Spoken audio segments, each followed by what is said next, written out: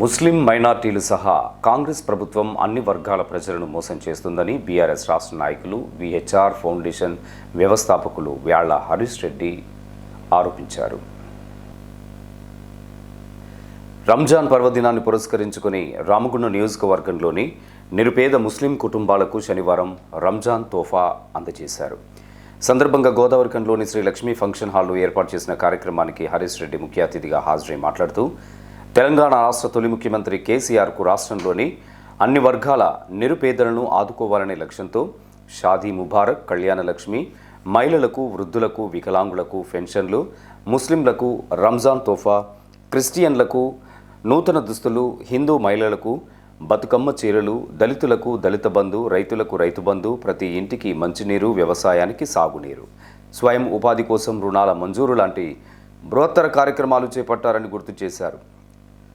ఆయన అడుగుజాడల్లో నడవాలనే ఆకాంక్షతో అమెరికాలో ఉన్నప్పుడే విహెచ్ఆర్ ఫౌండేషన్ను స్థాపించి సామాజిక సేవా కార్యక్రమాలను నిర్వహిస్తూ వస్తున్నట్లు తెలిపారు. ఆపదలో ఉన్నవారిని అనేక మందిని ఆదుకొని అండగా నిలిచినట్లు చెప్పారు. ఉన్నత చదువులు పూర్తి చేసిన రామగుండం యువతకు ఉపాధి కల్పించేలా బీఆర్ఎస్ ప్రభుత్వ హయాంలో ఐటీ టవర్స్ ఏర్పాటుకు 25 కోట్ల రూపాయలు నిధులు కేటాయించేందుకు అనుమతి మంజూరు చేయించానని పేర్కొన్నారు. రామగుండం నియోజకవర్గ ప్రజలకు సేవ చేయాలనే తపనతో ఇక్కడికి వచ్చానని, తనకు వస్తున్న మద్దతు, ప్రజా ఆదరణను చూసి ఓర్వలేక కొంతమంది అనేక ఆరోపణలు, ఇబ్బందులకు గురి చేస్తున్నారని ఆవేదన వ్యక్తం చేశారు. రాష్ట్రంలో కాంగ్రెస్ ప్రభుత్వం ఏర్పాటు తర్వాత అక్కడ సీఎం రేవంత్ రెడ్డి, ఇక్కడ ఎమ్మెల్యే రాజ్ ఠాకూర్ అభివృద్ధి పేరిట పేదల ఇండ్లను కూల్చడమే పనిగా పెట్టుకున్నారని ఆరోపించారు. స్థానిక బాధితులలో అధిక శాతం ముస్లిం మైనార్టీలే ఉన్నారని సూచించారు. కాంగ్రెస్ పాలనను చీదరించుకుంటున్న ప్రజలు మళ్లీ కేసీఆర్ ప్రభుత్వం రావాలని కోరుకుంటున్నట్లు చెప్పారు. అనంతరం సుమారుగా 600 మంది నిరుపేద ముస్లిం కుటుంబాలకు రంజాన్ తోఫా రూపకంగా నిత్యావసర సరుకులను పంపిణీ చేశారు. నియోజకవర్గంలో ఉన్నటువంటి మైనారిటీ సోదరులందరికీ కూడా ఇలా నా విహెచ్ఆర్ ఫౌండేషన్ తరఫున తోఫా కార్యక్రమంతో ఒక్కొక్కరికి మరి 13-14 ఐటమ్స్తో ఒక రేషన్ కిట్ ఇద్దామన్న ఒక సదుద్దేశంతో ఇలా ఒక కార్యక్రమం టేకప్ చేసాం. దీనికి నాకు ప్రధానంగా స్ఫూర్తి ఎవరంటే కేసీఆర్ గారు. ఆ రోజు 10 ఏళ్ల పరిపాలనలో కేసీఆర్ గారు ప్రతి ఏటా ఒక సెక్యులర్ లీడర్గా ఏ మాదిరిగా అయితే హిందూ, ముస్లిం, క్రిస్టియన్ అని చూడకుండా విభేదాలు లేకుండా ప్రతి ఒక్క వర్గానికి కూడా హిందువులకు బతుకమ్మ చీరలు కానివ్వండి, ముస్లిమ్స్కి తోఫా కానివ్వండి, క్రిస్టియన్స్కి క్రిస్మస్ గిఫ్ట్స్ కానివ్వండి, ఇట్లా రకరకాల పేర్లతో మరి నిరుపేదల్లో ఏ వర్గంలో ఉన్నా కూడా వారికి చేయూతను అందించాలనే ఒక ఉద్దేశంతో వారు టేకప్ చేసిన కార్యక్రమాలన్నీ నన్ను ఎంతో కదిలించి మరి లాస్ట్ ఇయర్ నుండి నేను కూడా ఈ తోఫా కార్యక్రమాన్ని టేకప్ చేయడం జరిగింది. వచ్చే 2 ఏళ్ళు కూడా తీసుకుంటాం. ఇట్లాగే ప్రతి సంవత్సరం కూడా చేస్తూ ఉంటాం ఈ కార్యక్రమాన్ని.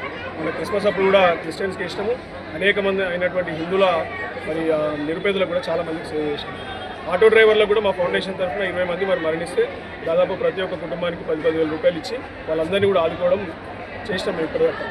అయితే ఇప్పుడు వాస్తవంగా మైనారిటీలో ఓట్లు చెప్పుకొని మైనారిటీలో ఓట్లు వేయించుకొని అధికారంలోకి వచ్చినటువంటి రేవంత్ రెడ్డి గారి ప్రభుత్వం మైనారిటీల కోసం ఏమైనా చేసిందా అంటే శూన్యం, గుండుసున్నా, ఏమీ చేయలేదు.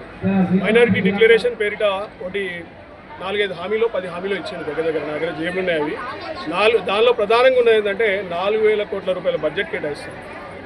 3 లక్షల కోట్ల రూపాయల అప్పు తీసుకొచ్చినటువంటి రేవంత్ రెడ్డి గారికి మరి దాంట్లో 1% 1.5% 4,000 కోట్ల బడ్జెట్ కేటాయించడానికి ఎందుకు మనసు వస్తలేదు? ఈ రాష్ట్రంలో ప్యూర్ సెక్యులర్ లీడర్గా ఉన్నది కేవలం కేసీఆర్ గారే. రేవంత్ రెడ్డి గారు మైనారిటీలను మోసం చేసి ఓట్లు వేయించుకొని ఇప్పటిదాకా వాళ్ళకి చేసింది ఏం లేదు, పెట్టింది ఏం లేదు. వాళ్ళ పిల్లలకు కూడా స్కాలర్షిప్లు కొట్టింది. ఇప్పటిదాకా స్కాలర్షిప్ ప్రోగ్రామ్ కూడా టేకప్ చేయాలి.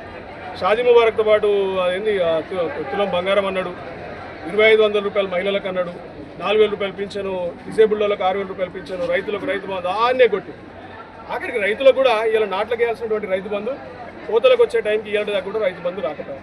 అంటే రాష్ట్రంలో పరిపాలన చాలా దరిద్రంగా, దారుణంగా తయారైంది.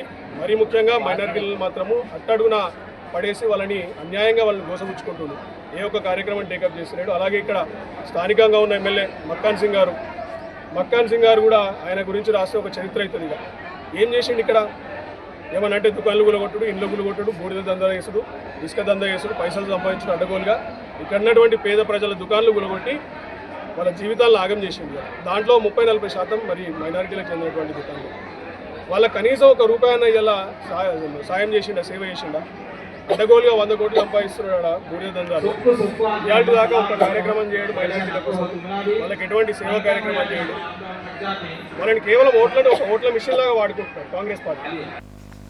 కార్యక్రమంలో బీఆర్ఎస్ పార్టీ రాష్ట్ర నాయకులు ఎండి జమీలుద్దీన్ అహ్మద్, పార్టీ అధికార ప్రతినిధి ఎండి జాయిద్ పాషా, మాజీ కోఆప్షన్ మెంబర్ తస్నిం బాను, నాయకులు హసన్, అబ్దుల్ ఖాదీర్, ఎజాజ్, షరీఫ్, ముజీబ్, సయ్యద్ అక్బర్, అతహారుద్దీన్, పర్స స్వాతి, జీనత్, బక్కి కిషన్, బొబ్బిలి సతీష్, బోర్గు వంశీకృష్ణ, సాయి, బొట్లపోచం, సిగిరి రాము, కొండ సురేష్, అనిల్, పోయిల రవి, కడమండ శ్రీహరి, యుగేందర్ తదితరులు పాల్గొన్నారు.